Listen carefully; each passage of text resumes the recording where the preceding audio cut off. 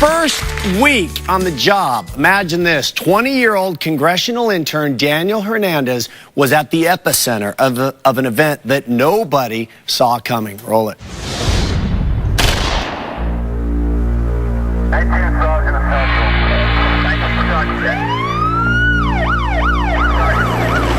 Pima County sheriffs say the gunman stormed through a crowd and opened fire just after 10 a.m.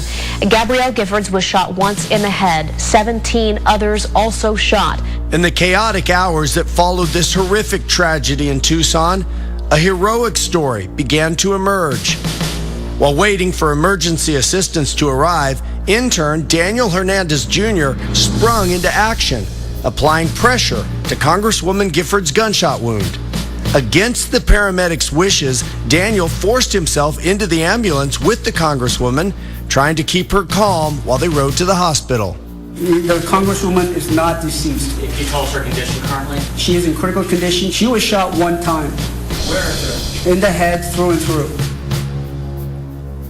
Welcome, Daniel. Thanks for being here. Thanks for having me. So, what was your initial reaction when you heard the shots? You know, the first thing that happened was my brain went to a few weeks ago. Prior, the state of Arizona had recently allowed fireworks to be sold in grocery stores, and there was places where they started selling them in just parking lots. So my first thought was the first shot, firework, but by the second and third shot, and they were very quick, one right after another, it was, this is something much more serious. So that all happened like this? 9 seconds. And how did you know what to do? I was very fortunate that in high school I was able to be trained as a certified nursing assistant and a phlebotomist. So I had limited. Phlebotomist takes blood. We're the vampires. So we're the folks that in clinics do needle sticks and draw samples for doctors. But I knew that although I don't have very much training, the training that I have is probably more than anyone else around me right now. And until somebody else has better training, I need to go to where the victims are. Does that, looking back, does that presence of mind surprise you? Because when you think about you're dealing with a congresswoman and you drop yourself right in the middle of that. Yeah. Well, it was something that, you know, the very first rule of working in trauma is make sure the scene is secure, make sure that everything is safe. And I never thought that I would be put in a position where I would have to not think about being safe, and I knew time is running out because with this kind of injury, it's about getting to those people right away. You can't wait minutes, you can't wait seconds, you have to just go. So being able to stay calm and level-headed was something that I never thought I'd be able to do, but to be able to do it was something that was so important.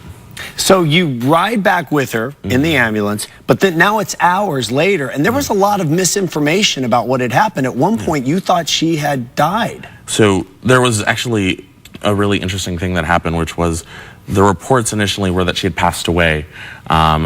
The folks inside of a Safeway, which is where we were, came outside and said, is there anything we can do?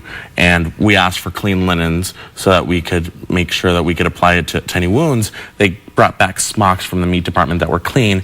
And in doing that, we had people say to news outlets that she had died because I had covered her up, because I didn't want someone to walk by with a camera phone and snap a picture of her in that condition. So that was the first thing where people reported that she was dead. But then when we got to the hospital, those reports were already there at the hospital. So even staff that were inside the hospital were under the impression that she had died because there was so much confusion and so much misinformation. And for the first 5 or 6 hours, I was being held for questioning because I was at the crime scene and no one was talking to me. And the last thing I had heard was that she had passed away. And it wasn't until after I was interviewed 6 hours later that I found out that she had indeed survived and was still in surgery. All right, we're going to take a quick break. When we come back, President Obama had a message to Daniel and Hillary Clinton, some really powerful, simple words of advice. We'll be right back. You passed up dinner with Gabby to come here? Yes, because it's good to see you. I love it.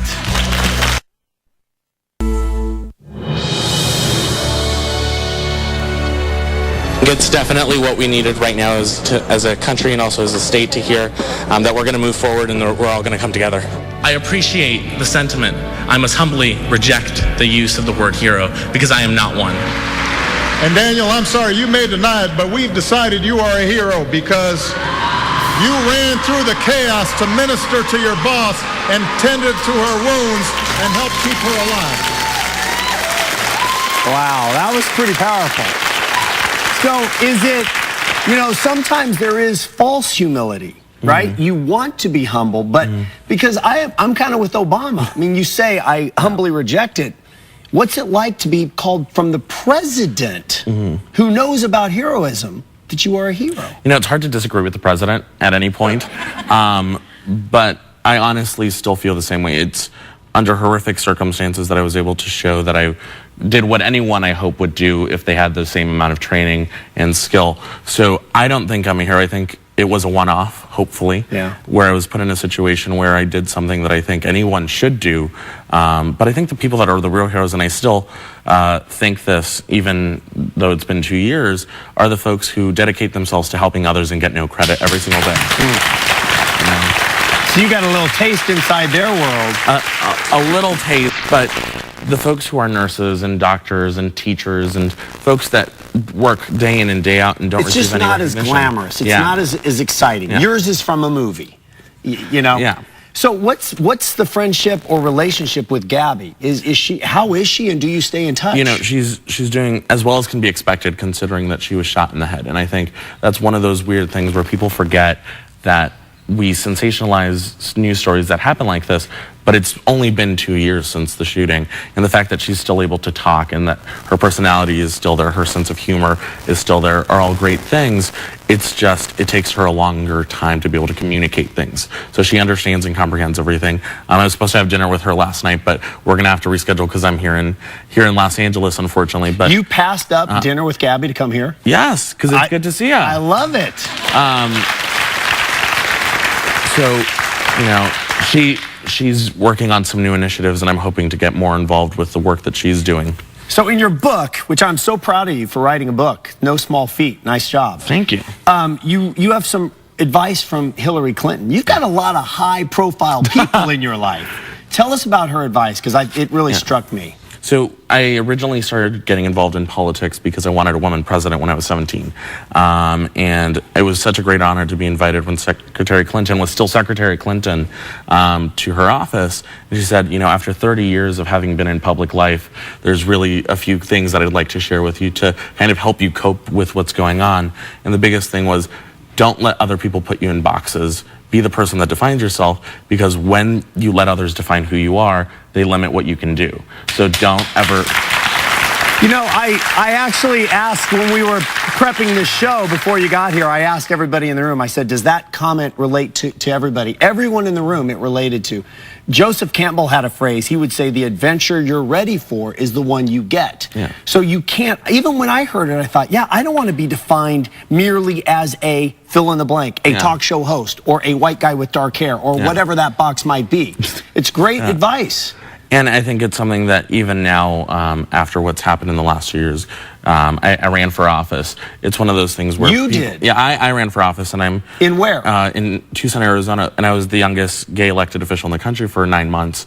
But congratulations. It was something where, when you're running for office, it's really easy for people to want to put you in a box and want to define who you are, and that's where that advice really comes into play, where no matter what you're doing, whether you're running for office or trying to figure out what you want to do with your life, always try and make yourself happy and do what you want to do, not what others expect you to do or what others think you should be doing. Here's my take on you. Never met you before, didn't really know anything about you. Here's why I would vote for you. Because, based on just what I've heard in these 2 segments, I believe you. I believe you're earnest. I do believe you're humble, that it's not a false that you're putting it on so someone else will say you really are a hero. And I think you care. You really do care about us and people. And I hope you continue to run and stay involved. Well, I appreciate it. Daniel's book, They Call Me a Hero. Obama calls him a hero. It's in bookstores now. Congratulations. Coming up, a 6-year-old boy who's raised over $150,000 to save his best friend's life. We'll be right back. Hello. My name is Dylan and I'm 6 years old. I wrote a book named Chocolate Bar to raise money for my friends Jonah's charity. Closed captioning for the Jeff Probst Show provided by